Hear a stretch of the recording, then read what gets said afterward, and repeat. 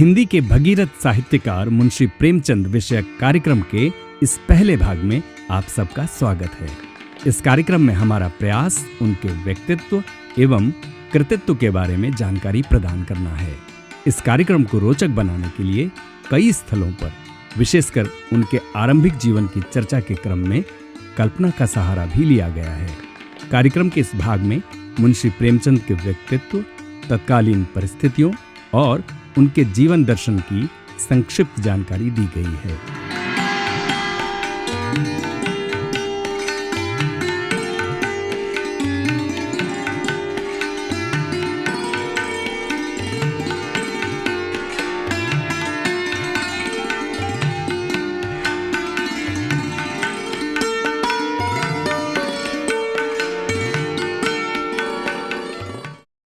खून का आखिरी कतरा जो वतन की हिफाजत में गिरे, दुनिया की सबसे अनमोल चीज है। इन अनमोल पंक्तियों को लिखने वाले महान कथाकार मुंशी प्रेमचंद का लेखन आम आदमी के जीवन और जमीन से जुड़ा हुआ है। अपने कथा साहित्य में उन्होंने भारतीय जनमानस और तत्कालीन परिस्थितियों का यथार्थ चित्रण किया है। तो आइए चलते हैं और जानते हैं मुंशी प्रेमचंद के जीवन के बारे में।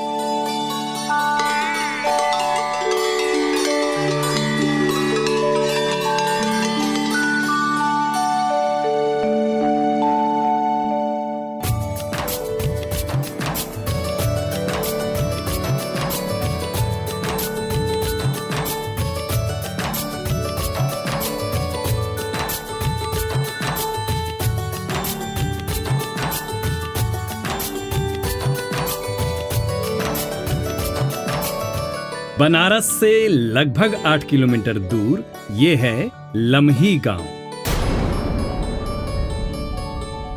और लम्ही गांव का ये मकान देख रहे हैं, 31 जुलाई 1880 को यहीं जन्म हुआ था एक बालक का। तब ये पुश्तैनी मकान कच्चा था।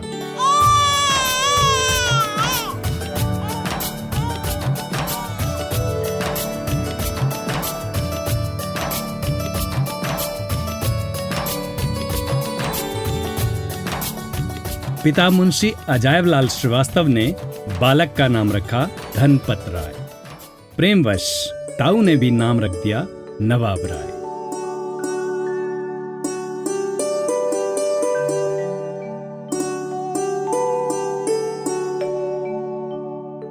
यही बालक बड़ा होकर बना कथा सम्राट प्रेमचंद, जिन्हें मुंशी प्रेमचंद के नाम से जाना जाता है।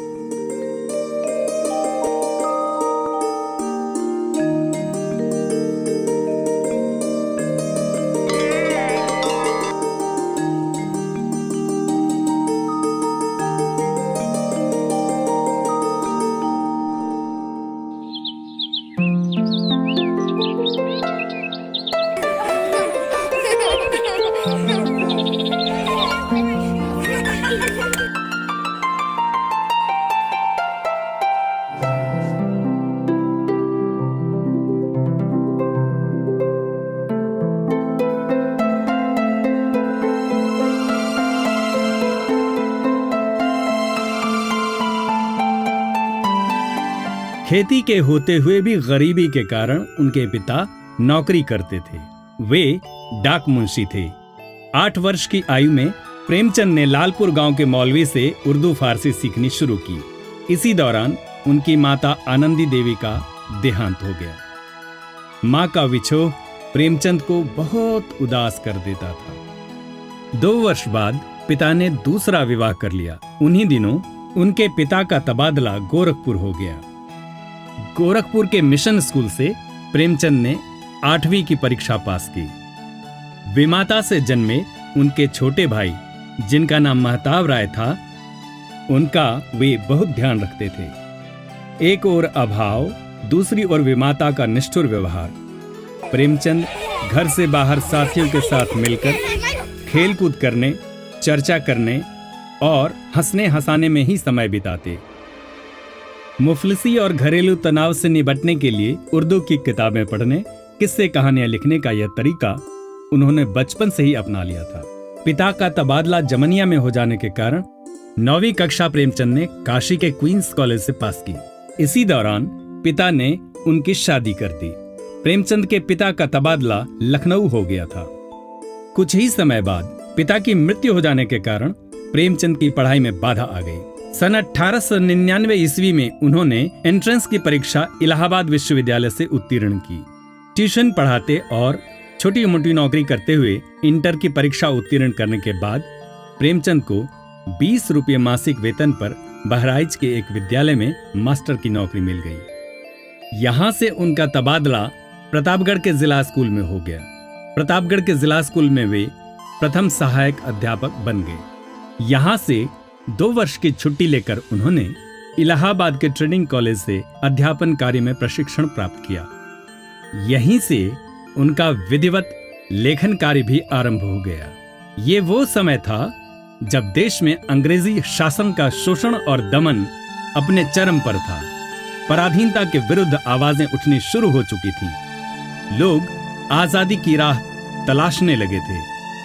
गांधी जी के अहिंसात्मक सत्याग्रह से प्रेमचंद प्रभावित हुए थे। गांधी जी ने विदेशी कपड़ों और अन्य वस्तुओं का बहिष्कार तथा खादी का प्रचार किया था। वे आर्थिक शक्ति का विकेंद्रीकरण चाहते थे। वे औद्योगिक सभ्यता को शोषण का केंद्र मानते थे। प्रेमचंद की दृष्टि में स्वाधीनता का अर्थ था जनसाधारण को भोजन, मकान, कपड़े, मनोरंजन और व्यायाम आदि की सुविधाओं के साथ साथ न्याय सुलभ हो। रॉबर्ट बिल, जलियांवाला बाग हत्याकांड ने देश की मानसिकता को दास्ता से मुक्ति संघर्ष की ओर मोड़ दिया था।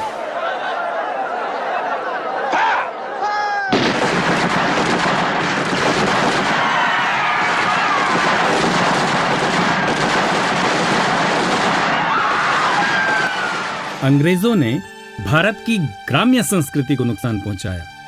परंपरागत कपड़ा उद्योग तथा कृषि उपज की ओर ध्यान न देकर लगान को अनिवार्य कर दिया।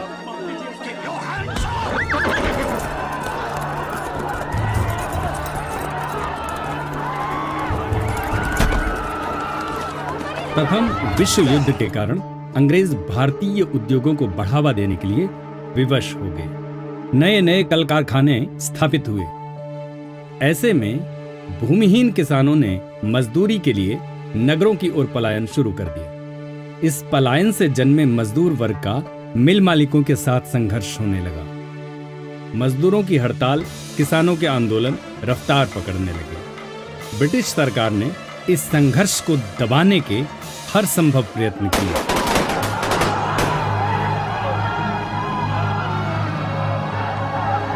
किंतु उनकी गोलियां और लाठियां भी जनमानस को निरुत्साहित नहीं कर पाई। ऐसे में रूसी क्रांति ने दुनिया का ध्यान अपनी ओर खींचा।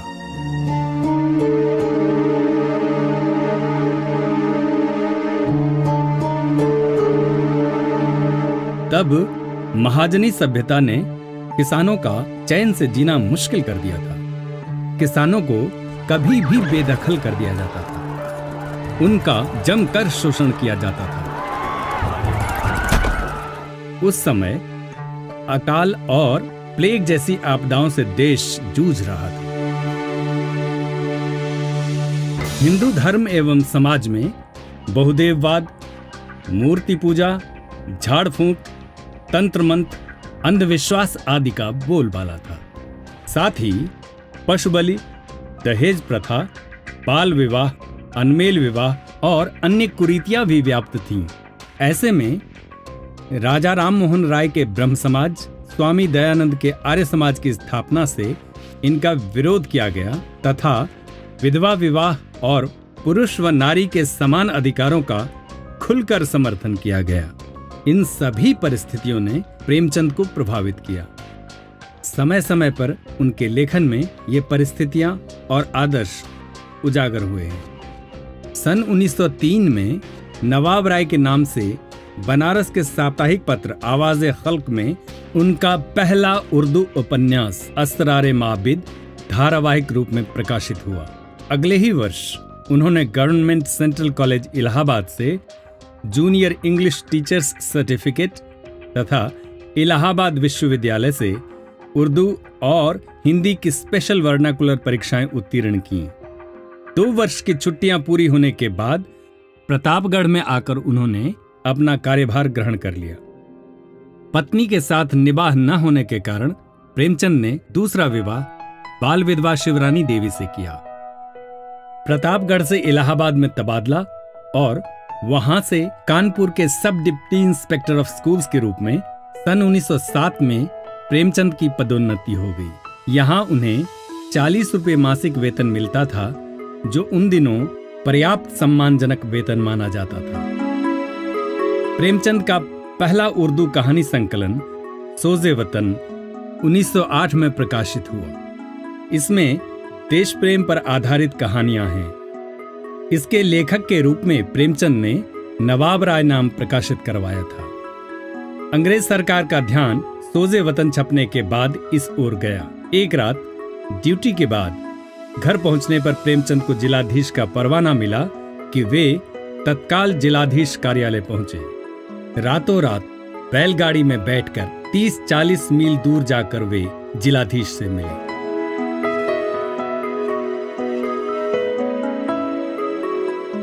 जी, आपने बुलाया? ये किताब तुमने लिखी है? जी हाँ। क्या है इसमें? जी, कहानियां हैं।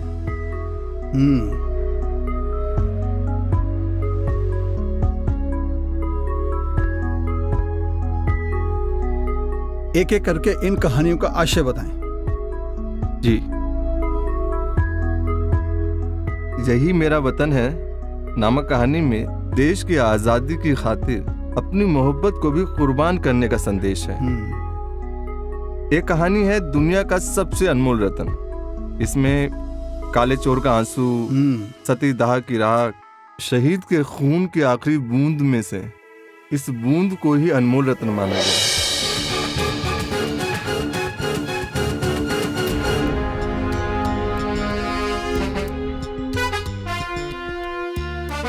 मालूम है तुमने कितना बड़ा अपराध किया? जी, अपराध? हाँ, अपराध। जिस सरकार के मातहत तुम काम करते हो उसी के खिलाफ आवाज उठाते हो और जनता को भड़काते हो। तुम्हें इसकी कड़ी सजा मिलेगी। तुम्हारी नौकरी भी जा सकती है। इसकी कितनी प्रतियां छपी हैं? जी, 1300 प्रतियां बिक चुकी हैं। बची हुई सारी प्रतियां यहां जमा कराओ। और सुनो, भविष्य में कभी ऐसा लेखन मत करना। तुम जा सकते हो। जी।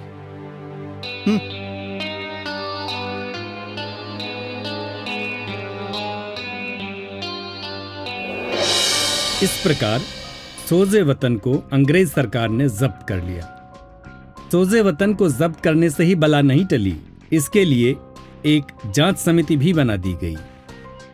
पुलिस की राय थी कि ऐसे खतरनाक इंसान को सख्त से सख्त सजा देनी चाहिए, पर डिप्टी इंस्पेक्टर ने मामले को जैसे तैसे रफा दफा करा दिया।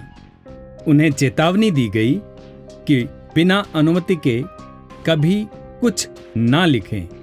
तब उर्दू की मासिक पत्रिका जमाना के संपादक मुंशी दया नारायण निगम ने उन्हें नवाब राय और धनपत राय की जगह प्रेमचंद नाम से लिखने की सलाह दी, ताकि अंग्रेज सरकार की नजरों से बचा जा सके। प्रेमचंद का पहला हिंदी कहानी संकलन सप्त सरोज था, जो 1917 में प्रकाशित हुआ। ये असहयोग आंदोलन का दौर था। उन्होंने इलाहाबाद विश्वविद्यालय से 1919 ईस्वी में बीए की परीक्षा उत्तीर्ण की। इसी वर्ष डीएवी हाई स्कूल कानपुर में 125 रुपये महीने पर उन्होंने हेडमास्टर का कार्यभार संभाला। यहाँ वे पेचिश की बीमारी से ग्रस्त हो गए। घर और स्कूल की जिम्मेदारी निभाने, अपना लेखन कार्य करने तथा जन जागरण और देश सेवा का जज्बा उनमें बीमारी के दौरान भी बना रहा। कई महीने हो गए, प्रेमचंद की बीमारी काबू में नहीं आ रही थी। एक रात शिवरानी देवी ने सपना देखा कि वे जुलाई में स्वस्थ हो जाएं।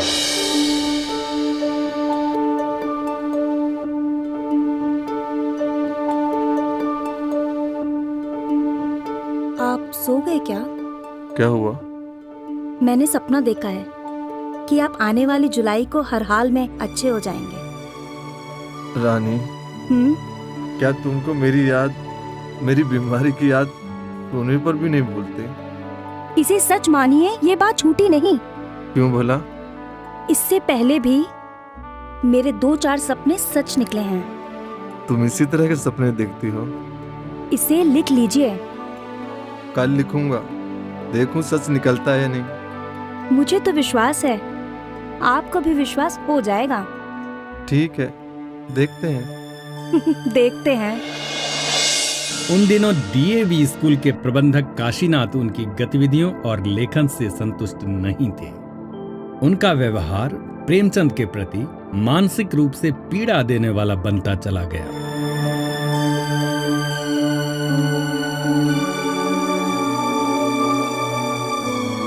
क्या हुआ? परेशान लग रहे हो? ये प्रबंधक भी ना मेरे पीछे पड़ा है। उसने फिर से परेशान किया क्या? उसे कितना सहूं? तो क्या आप उसे ऐसे ही सहते रहेंगे? क्या करूं? उसे इस्तीफा दीजिए और घर में बैठ जाइए। घर में तो बैठ जाएं, पर घर का खर्च कैसे चलेगा? उसके बारे में भी सोच लेंगे। लेख लिखकर और अनुवाद से कुछ तो सहारा मिलेगा। रानी, ये हिंदुस्तान है। कलम के बल पर यहाँ घर का खर्च चलाना बहुत ही मुश्किल है। तो क्या हुआ? हम किसी तरह गुजारा कर ही लेंगे। वो आपके पीछे हाथ धोकर पड़ा है, तो आप उसे कब तक सहते रहेंगे? तो तुम्हारी राय यही है कि मैं नौकरी छोड़ दूं? जरूर छोड़ दीजिए। हमें जरूरतों का गुलाम नहीं होना चाहिए। इस कारण प्रेमचंद ने 21 वर्ष पुरानी अपनी सरकारी नौकरी से इस्तीफा दे दिया। प्रेमचंद की 3 संतानें थीं। बेटी का नाम कमला देवी और बेटों का श्रीपत राय तथा अमृत राय था। सन 1923 में प्रेमचंद ने सरस्वती प्रेस की स्थापना की। प्रेस से कमाई नहीं के बराबर थी, इसलिए नवल किशोर प्रेस लखनऊ के प्रोप्राइटर और माधुरी के संपादक बाबू विष्णु नारायण भार्गव से आमंत्रण पाकर वे माधुरी पत्रिका के सह संपादक के रूप में कार्य करने लगे। यहां उनका वेतन 200 रुपये मासिक था। मद्रास में घुड़दौड़ में भाग लेने गए बाबू विष्णु नारायण भार्गव का देहांत हो जाने के बाद प्रेमचंद की यह नौकरी छूट गई। तब सरस्वती प्रेस को जमाने के उद्देश्य से उन्होंने 10 मार्च 1930 से हंस पत्रिका का संपादन शुरू किया।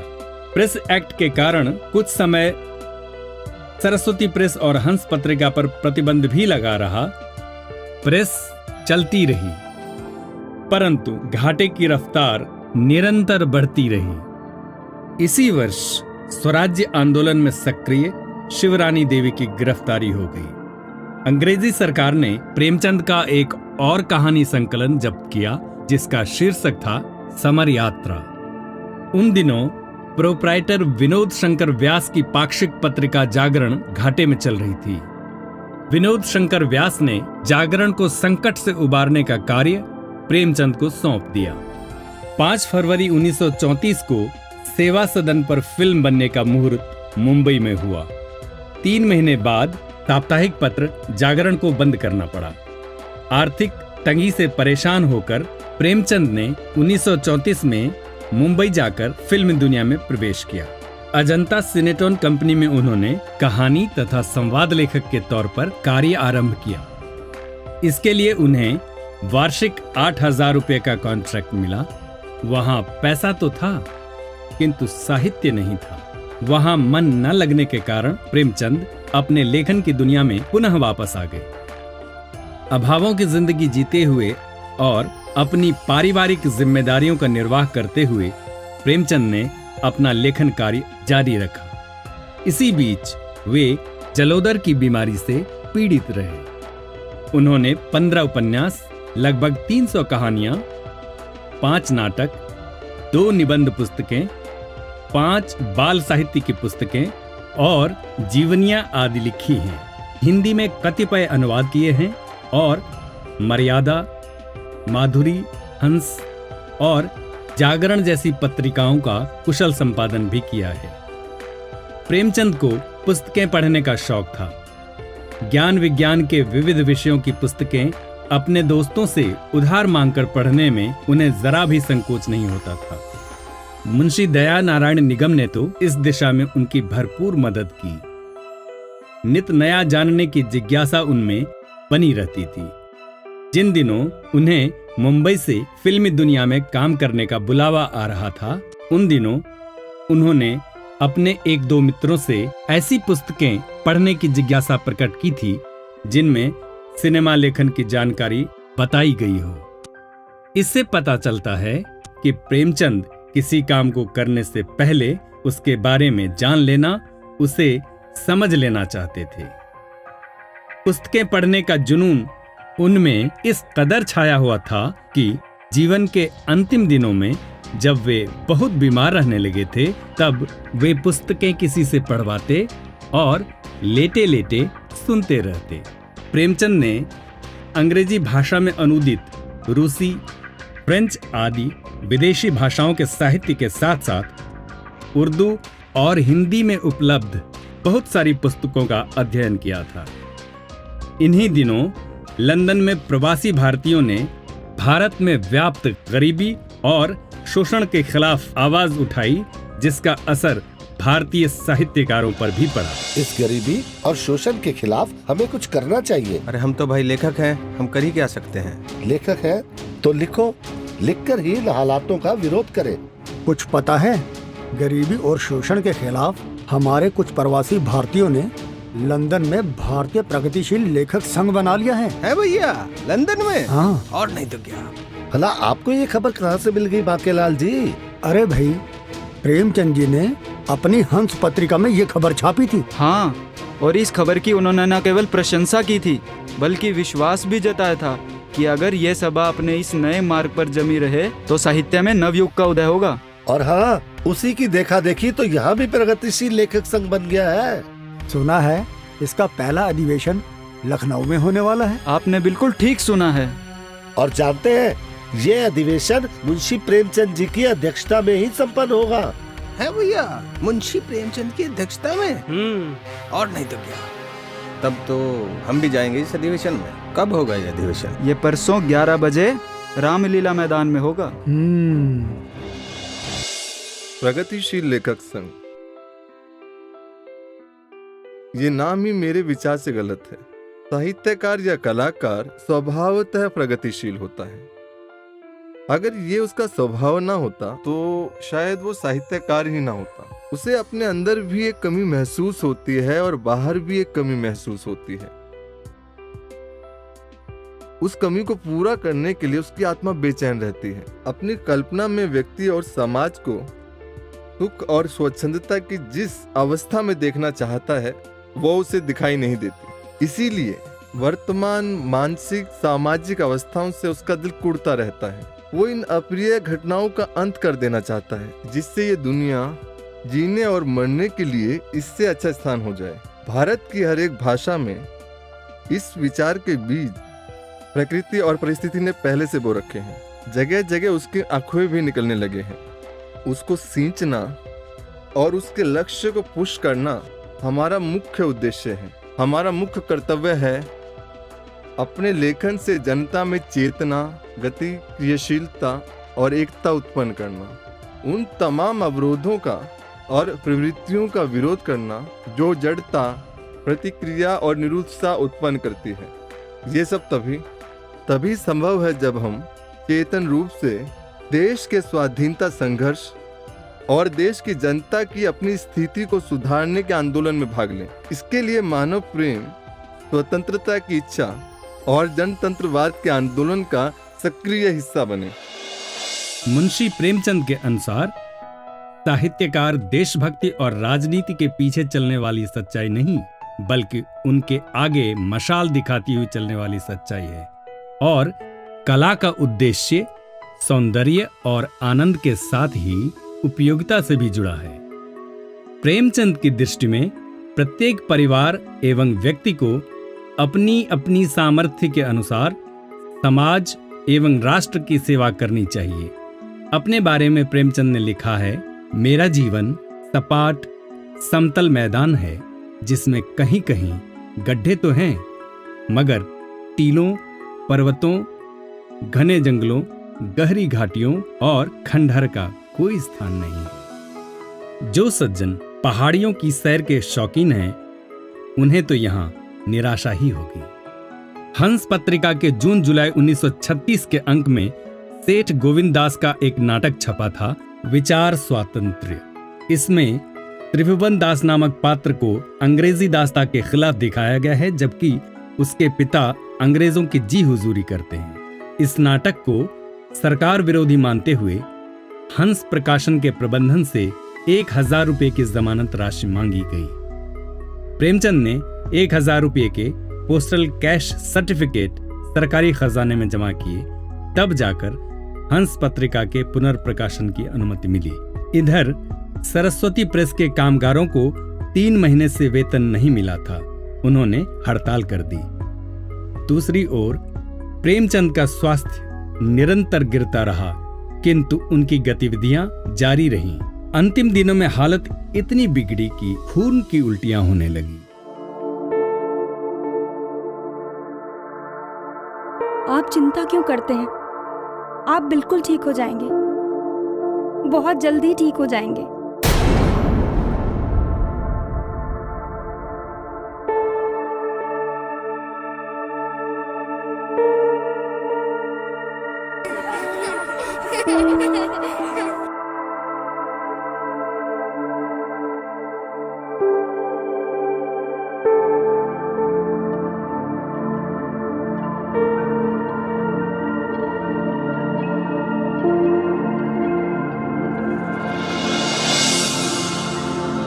आप परेशान मत होइए।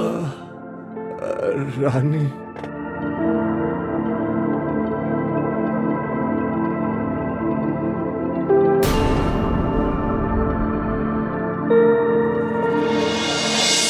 प्रेमचंद हिंदी के बहुत बड़े कथाकार हैं।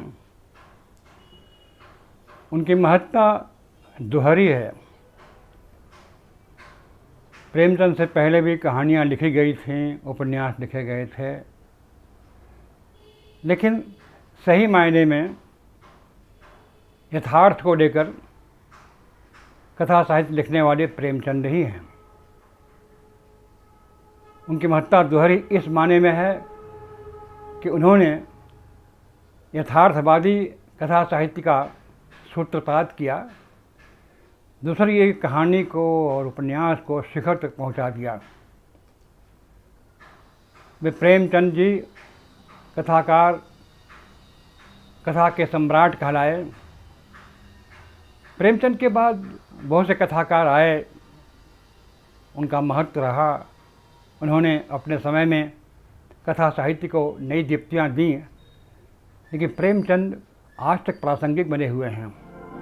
8 अक्टूबर 1936 को प्रेमचंद के देहावसान से साहित्य जगत स्तब्ध रह गया।